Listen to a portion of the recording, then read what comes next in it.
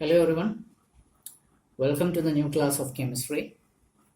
In today's class, we will actually discuss a specific law which is actually known as the Rolle's law.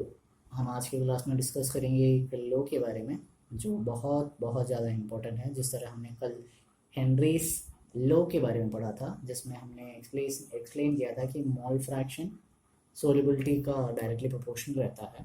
उसी तरह आज के हम class में discuss करेंगे दूसरे लॉ के बारे में which is actually the roles law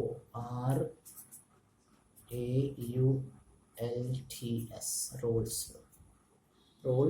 law. ठीक है, सो इसके लिए हमें क्या करेंगे, हम एक लिक्विड सॉल्यूशन लेंगे जिसमें दो कंपोनेंट्स हम सोचेंगे, कंपोनेंट 1 और कंपोनेंट 2।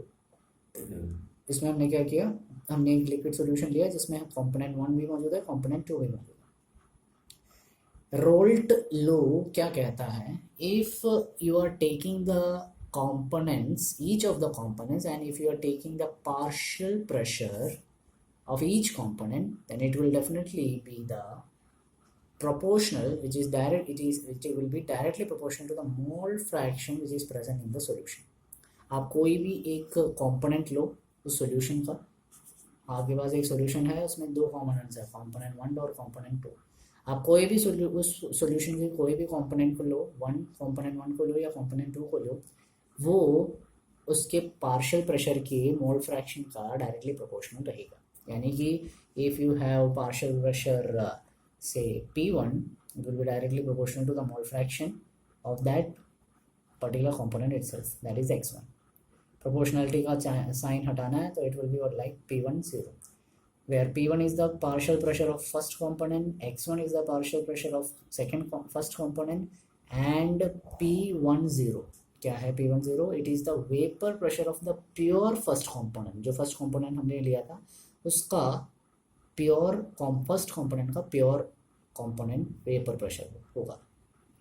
इसी तरह हम अगर P2 का ले, मतलब सेकंड कंपोनेंट का ले, तो कैसा रहेगा, P2 is directly proportional to the second components mole fraction x2। तो इस प्रोपोर्शनलिटी के साइन को हटाने के लिए we will write P2 is equal to P20 x2।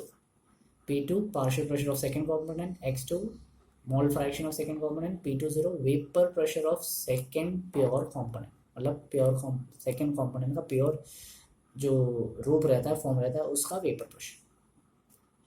And इस लॉ को रोल्ट ने एक्सप्लेन किया था और उनका पूरा नाम है फ्रैंकोइस मार्टे रोल्ट। उन्होंने इस लॉ को एक्सप्लेन किया था। ओके, इसके साथ एक और लॉ को हम यहाँ पर एक्सप्लेन करेंगे, that is Dalton's partial pressure law. देखते हैं क्या है। सो डाल्टन का पार्शियल प्रेशर लॉ क्या कहता है, that if you have a solution which has a total pressure P total, then हर एक कंपोनेंट का पार्शियल प्रेशर का सम उसके टोटल प्रेशर के बराबर रहेगा। मतलब total pressure of that solution will be equal to partial pressure of each component. मतलब आपके पास अभी जैसे सॉल्यूशन हमने लिया था, उस सॉल्यूशन के कंपोनेंट्स 1 और 2 हमने कंसिडर किए थे, तो total pressure of this solution will B partial pressure of P1 first component pressure and P2 second component partial pressure. थोड़ा इसको सब्सटीट्यूट करते हैं। अभी जिस फॉर्मूले को हमने लिया था, P1 का एक फॉर्मूला हमारे पास था P10 x1, P2 का एक फॉर्मूला हमारे पास था P20 x2। हमें एक चीज़ पता है जो हमने पढ़ा था, मोल फ्रैक्शन हमेशा 1 रहता है किसी भी सॉल्यूशन का, है ना। सो x1 प्लस x2 अगर 1 है तो इसमें से अगर हम x1 का एक फॉर्मूला निकालेंगे तो we will get 1 minus x2। अब सपोज इस 1 माइनस x2 को हम सब्सटीट्यूट करते हैं x1 की जगह, इस इक्वेशन में x1 की जगह, तो इक्वेशन कुछ ऐसा रहेगा, P total equals P10 into 1 minus x2 and P20 into x2।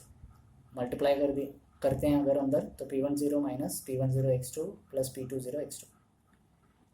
इन दोनों साइड से कॉमन है हमारे पास x2 कॉमन लिया तो क्या मिलेगा हमें, P10 plus x2 into P20 minus P10। ये फॉर्मूला हमें क्या बताता है, ये फॉर्मूला हमें कुछ चीज़ें बताते हैं। फर्स्ट, टोटल वेपर प्रेशर हमेशा फर्स्ट कंपोनेंट के पार्शियल प्रेशर के लगभग बराबर रहेगा, पहली चीज़। सेकेंड, टोटल वेपर प्रेशर अगर लेते हैं तो वो किसी भी कंपोनेंट के मोल फ्रैक्शन के लीनियरली बराबर रहेगा। यहाँ पर हमने x2 लिया, मतलब यहाँ पर हमने x1 का फॉर्मूला लिया इसलिए हमें x2 मिला। अगर हम x2 का फॉर्मूला लेते तो हमें यहाँ पर x1 मिलता, है ना। मतलब total vapour pressure mole fraction के बराबर रहेगा। एंड थर्ड और सबसे इंपॉर्टेंट चीज़, हमेशा सेकेंड कंपोनेंट का पार्शियल वेपर प्रेशर बढ़ा रहेगा। ये तो आप अगर x1 की जगह यहाँ पर x1 की जगह x2 भी लेते हो तो भी आपका फॉर्मूला P20 माइनस P1 ही रहेगा। मतलब एक चीज़ यहाँ पर साफ क्लियर है कि P20 हमेशा बढ़ा रहेगा। इसलिए बढ़ा रहेगा क्योंकि फर्स्ट कंपोनेंट जो सोल्यूशन का है वो थोड़ा ज़्यादा वोलाटाइल होगा, liquid, and second component come volatile रहेगा। इस वजह से उसके पार्शियल प्रेशर ज़्यादा रहेगा P2 का और P1 का थोड़ा कम रहेगा। और अगर इसका ग्राफ बनाने की कोशिश करें तो ग्राफ किस तरीके का रहेगा एक बार देख लेते हैं।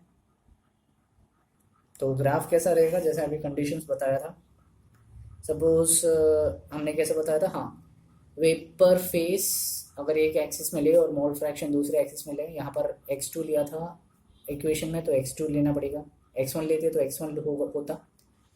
सो एक चीज़ यहाँ पर क्लियर है, अगर मोल फ्रैक्शन 1 है फर्स्ट कंपोनेंट का तो वेपर फेस फर्स्ट कंपोनेंट का ज़्यादा रहेगा और सेकंड कंपोनेंट का तो यहाँ पर तो रहेगा ही नहीं। और अगर हम सेकेंड कंपोनेंट के बारे में बात करें तो उसका मोल फ्रैक्शन 1 रहेगा, सेकेंड कंपोनेंट सिर्फ लें, उसका फर्स्ट कंपोनेंट का यहाँ पर मोल फ्रैक्शन लेने की ज़रूरत ही नहीं है तो 0। यहाँ पर आप डिफरेंस दे सकते हो, जैसे मैंने अभी बताया था P1 छोटा रहेगा P2 बड़ा रहेगा, क्योंकि P2 ज़्यादा साइज का इसलिए है क्योंकि P1 ज़्यादा वोलाटाइल।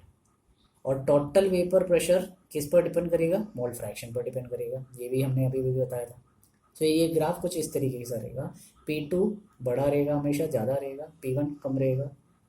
x1 जब 1 रहता है तो P1 मैक्सिमम, और x1 जब 0 हो जाता है तो P1 बिल्कुल भी नहीं रहेगा, 0 नीचे की तरफ आएगा। x1 जब 1 रहता है तो P1 मैक्सिमम, तो उस टाइम सेकेंड कंपोनेंट का जो वैल्यू रहेगा 0। और जैसे ही P2 का पार्शियल प्रेशर लेते हैं तो P2 ज़्यादा वैल्यू रहेगी तो सेकेंड कंपोनेंट का मोल फ्रैक्शन ज़्यादा बढ़ जाएगा और फर्स्ट कंपोनेंट अपने आप छोटा हो जाएगा। सेकेंड कंपोनेंट का मोल फ्रैक्शन बढ़ रहा है, फर्स्ट कंपोनेंट का मोल फ्रैक्शन कम घट रहा है, तो टोटल वेपर प्रेशर कैसा होगा, फर्स्ट कंपोनेंट का vapour pressure plus second component का वेपर प्रेशर। इनफैक्ट इसमें एक चीज़ ये कह सकते हैं कि टोटल वेपर प्रेशर जो है it is actually always it will have some relations with the mole fraction। वो एक इक्वेशन के हिसाब से हम एक्सप्लेन कर सकते हैं। The PI partial pressure of any of the components partial pressure will be a functionality of total vapor pressure and the mole fraction। YI यहाँ पर mole fraction का एक दूसरा फॉर्मेट में हमने ले लिया, अगर XI भी लेते हैं तो भी ज़्यादा फर्क नहीं रहेगा। सो partial pressure of any component will be equal to total pressure into the mole fraction of that particular component। Okay, तो इन जनरल हम इस ग्राफ से ये चीज़ ज़रूर एक्सप्लेन कर सकते हैं। तो रोल्स लॉ जानना ज़रूरी है, ये ग्राफ जानना ज़रूरी है, हेनरीज लॉ जो कल बताया था वो भी जानना ज़रूरी है, क्योंकि आगे हम कुछ टिपिकल टाइप ऑफ सॉल्यूशंस के बारे में पढ़ेंगे जो थोड़े इम्पोर्टेंट हैं। Okay, so that's all about today's class. I hope you enjoyed it. Thank you and have a nice day.